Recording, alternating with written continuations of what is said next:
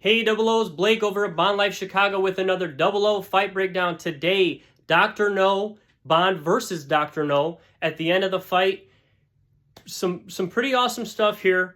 There is some basic technical striking, as well as, again, just Bond being Bond.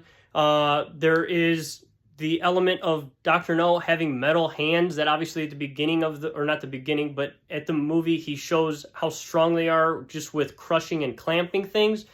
That can be pretty dangerous, obviously, in itself. Then on top of that, some pretty high stakes.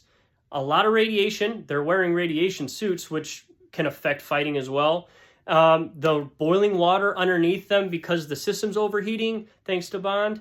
And just in general, the machinery and the entire plant is about to explode. So you got to end this fight pretty quick so that you're able to escape. Bond's mission is safe or successful either way because he's stopped Dr. No from doing what he's doing. But you want him to get away. You want him to escape.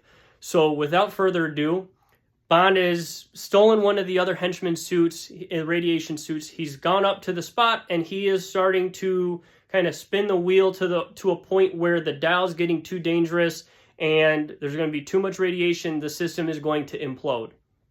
Everybody kind of notices that, and one of the henchmen tries to run over to stop him from doing that. Bond kind of shrugs him off, knocks him down, but then before the henchman's able to come back over to him, Bond runs over, and he kind of grabs him and pushes him up against the railing, and a big haymaker punch knocks him down off the railing.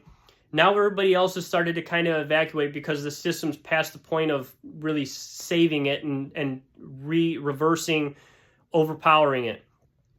Dr. No runs up to address Bond, and again, at first these metal hands seem to be a strength and kind of a benefit in this fight, but at the end of the fight, they're going to be a weakness and basically Dr. No's detriment. So he runs up, and he, with like a two-hand overhead strike, he tries to chop at Bond. Bond's able to dodge that one, but then Dr. No, with missing that first strike, is able to backhand Bond in the face with those metal hands. Then he tries to, it almost looks like stab him. His metal hands are obviously strong and hard, but they're not sharp. But he kind of throws like a straight jab, but he's just not able to bend his finger. So it looks like this towards Bond's torso, and Bond's able to dodge that and grab Dr. No's arm, so it's up against him like this, which is a pretty strong leverage point because you're able to use the angle and leverage on that shoulder with your whole body. And what Bond does from there is he grabs it and he turns, ultimately spinning Dr. No in the process and slam him up against the machinery. Dr. No is able to recover from that, and he throws another backhand chop to Bond's face, which knocks him down onto that little platform that's starting to go down into the boiling water. Bond's trying to climb out, and as he's got his hands on the railing, Dr. No does another one of those overhead chops down, knocking Bond's hand off of there. And then as he's about to try to do another one to Bond's head, Bond's able to reach up and pull Dr. No down on top of him, and now they're both on the platform, and Bond's on the ground on his back. Dr. No's on top of him in what I would consider to be somewhat of like a mount position. And it looks like Dr. No is trying to choke Bond. Again, I don't know exactly how well he'd be able to do that without having a whole lot of mobility in his hands, or fingers rather, because they're metal. But he's kind of putting pressure down on Bond's upper chest, neck area. And Bond's able to reach up and kind of grab Dr. No's chest.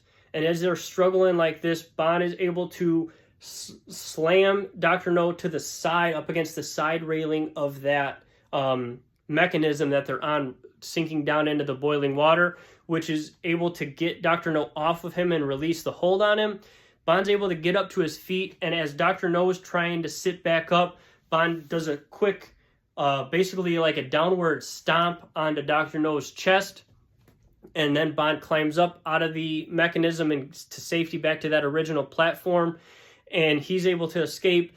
And then we see a close-up as Dr. No is sinking into the boiling water. He's trying to grab onto the metal railing with those metal hands, and he's just not being able to grab onto it well enough to pull himself out. And obviously, he eventually succumbs to the boiling water or the radiation, or maybe both. Obviously, Bond escapes from there.